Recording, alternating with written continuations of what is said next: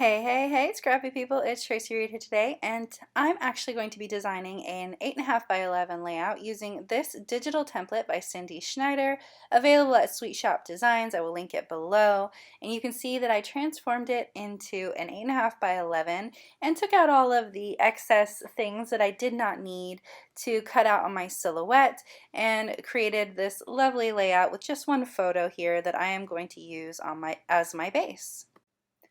However, I am going to be using it with Cocoa Daisy products instead of digital products. So I created cut files using that digital template and used those cut files to cut out my Cocoa Daisy papers into the lovely rainbows, of course going in rainbow order. And if you need a tutorial on how to create cut sheets out of digital templates, I have linked my hybrid tutorials playlist below. It's actually really easy once you get the hang of it. The hardest part is judging where you need to put your template pieces on your silhouette mat to make sure that you cut them most effectively. So I'm gluing down all of the layers of each of these adorable scalloped rainbows that were on the template, and I'm just putting liquid glue on the very top scallop and aligning it so that both the left edges and the bottom edges line up perfectly. They nest together perfectly as long as you remember the order of the colors, which I forgot there. So it was really not difficult to make sure everything was lined up perfectly because it cut out perfectly on the silhouette. So once I get all of these layered, I'm going to pull in a background paper that I actually printed from my own stash. I wanted to use the wood grain that was included in the Cocoa Daisy kit, except it had florals on it that I didn't think were going to work for this layout, so I just printed out a blank wood grain paper from my stash to use as my background. It was easier than searching through all of my regular papers, all of my papers to find something that would work. I knew what I wanted, so this worked perfectly. The problem that I had a little bit was that I printed out I cut out the clouds on one of the other wood grains in the Cocoa Daisy collection, and so it was sort of a white on white, and so I decided to combat the fade, I suppose, by popping up the clouds on foam. Now, once I did this, I realized I was going to have to foam all the things. Not everything. This one's not going to be on foam because it's going behind the photo. But I did have to end up having to use a lot of little foam pieces to work around the texture that one cloud gives the whole thing. So I am just making sure that I'm aligning everything how it was on the template. I loved the way that it looked, so I wanted to make sure it looks right so I don't have to rework it later. I want to matte this photo, I think, because I want it to stand out a little bit more. I was really tempted to go with the pink, but the tint of the photo was really pink, and there's a lot of pink in the rainbows and that sort of thing, so I decided to go with blue instead, which I think makes it pop a little bit more in the end product because there's a lot less blue, especially this light blue, used in the layout. So this one really helped it to pop a little bit. So I'm just trimming around the outside edges.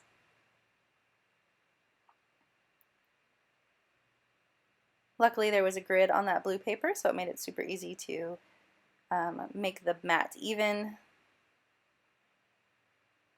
Just going to slide this underneath this first rainbow, but on top of the bottom rainbow, and then the third rainbow is going to go over the top of it. So that's why I put it down before the third rainbow. These little scalloped rainbows are so adorable.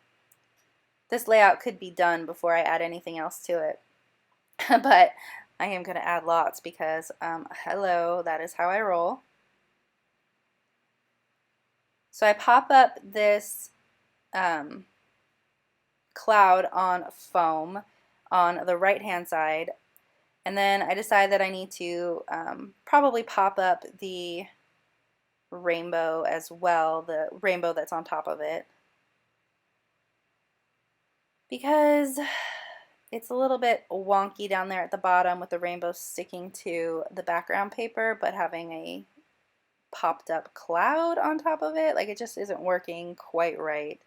So I'm going to put a little bit of foam underneath the rainbow as well, pulling down all of the letters that were on the template. So I decided to print or to cut those out on colored paper, the letter part, and then cut out the outlines on the white birch paper, which is the opposite of how the template was, but I thought that that would work better for this layout. So I printed them, or I cut them in rainbow order, just like the actual rainbows. And they have little white outlines, and I have already glued down the white outlines to the letters before I started the video because that's just labor intensive and boring to watch. So I did it before we started. You're welcome. So I'm layering the letters over the rainbow, and of course it's popped up on foam. So now I have to work with that and make sure that the pieces of the letters that are off of the rainbow are supported by foam, and then also pop up the ones that are completely off the rainbow on foam as well, so that they're all on the same like plane.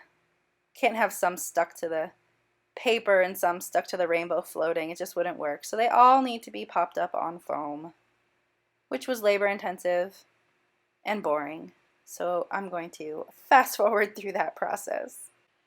So what I decided to do was to leave this to dry because all of the liquid glue was super slippery and everything was moving around like crazy, and I felt like I needed a little distance from it to separate my layout from the initial template design.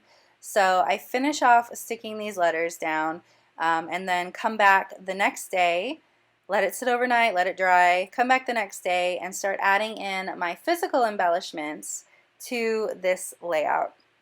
So I decided I, of course, want to add in some florals and lots of word bits because that is how I roll.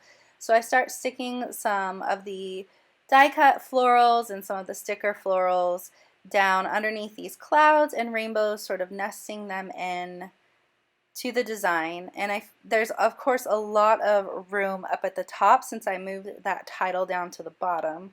So I need to add some stuff up there as well that will take up space and balance out the layout visually, but also not distract too much, which is kind of a tall order, I think. Because, I mean, I could go with like a floral cluster or something along those lines, but I wanted it to be a little bit meaningful, like a little bit adding to the design.